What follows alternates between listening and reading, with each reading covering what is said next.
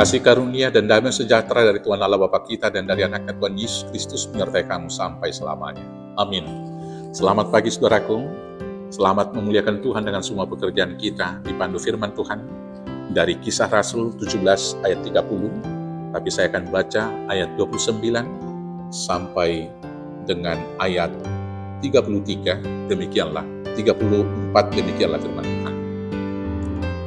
Karena kita berasal dari keturunan Allah, kita tidak boleh berpikir bahwa keadaan ilahi sama seperti emas atau perak atau batu, ciptaan kesenian dan keahlian manusia. Dengan tidak memandang lagi zaman kebodohan, maka sekarang Allah memberitakan kepada manusia bahwa di mana-mana semua mereka harus bertobat. Karena Ia telah menetapkan suatu hari, pada waktu mana Ia dengan adil akan menghakimi dunia oleh seorang yang telah ditentukannya. Sesudah Ia memberitakan kepada semua orang suatu bukti tentang hal itu dengan membangkitkan Dia dari antara orang mati.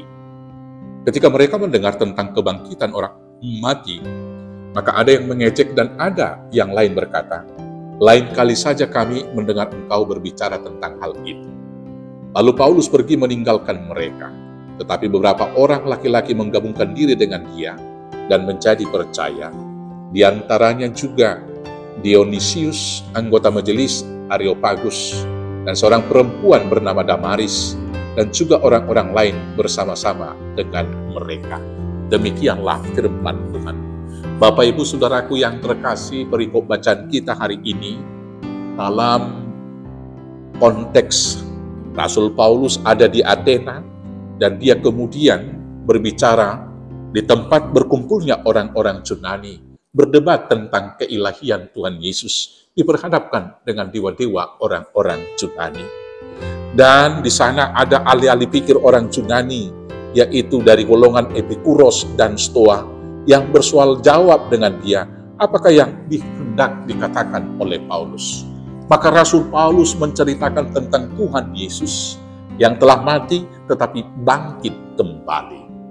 Dan dia mau mengatakan bahwa karena kita diciptakan seturut dengan gambar dan rupa Allah, dan kita adalah keturunan Allah, kita tidak boleh berpikir bahwa keadaan ilahi sama seperti emas, atau patung perak, atau batu untuk kita sembah. Artinya Allah yang hiduplah yang kita sembah, bukan patung, bukan hasil olahan pikiran manusia. Mendengarkan itu, maka ahli-ahli pikir Yunani itu menertawakan Paulus dan mengatakan, lain kali saja bahas tentang Tuhan Yesus yang mati dan bangkit kembali itu, dan mereka meninggalkannya. Tetapi dari antara mereka, ada beberapa orang laki-laki yang mengikuti dia, di antaranya yaitu Dionysius tadi, dan ada seorang perempuan bernama Damaris. Artinya dari hasil soal jawab yang dilakukan oleh Paulus, ada juga orang Yunani yang percaya. Bapak Ibu Saudaraku yang terkasih, di zaman modern ini, persoalan kita, apologia kita, membela iman percaya kita, bukan lagi soal patung, bukan lagi soal dewa-dewa Baal. Tetapi hal yang paling mengkhawatirkan bagi kita adalah kemajuan ilmu dan teknologi. Manusia-manusia modern sekarang lebih mendahulukan pikirannya, sehingga disadari atau tidak, semakin banyak manusia yang tidak percaya saat ini. Ada yang menjadi ateis, walau kartu tanda penduduknya agama Kristen. Walau dia masih mau beribadah kebaktian minggu dan ibadah-ibadah yang lain, tetapi sesungguhnya dia tidak percaya. Maka sama seperti Paulus, kita juga harus terus-menerus untuk menceritakan, menyaksikan bahwa Yesus Kristus adalah satu-satunya sembahan kita. Dan Yesus Kristus di luar pikiran, jauh melebihi apa yang dapat dirumuskan oleh akal berpikir. Dia harus dapat diterima dengan iman. Kita percaya dari begitu banyaknya orang pintar, masih ada Dionysius dan Damaris yang baru yang mau mengikutnya. Dan dalam momentum minggu-minggu Pasion ini, mari kita merenungkan penderitaan Yesus, dan itu kiranya semakin memotivasi kita, semakin rajin, dan semakin getol bersaksi seperti Rasul Paulus di sini. Mari kita saksikan, hanya Yesus Kristus satu-satunya yang patut kita sembah, yang menyediakan hidup kekal bagi setiap orang percaya. Selamat mengikut Yesus.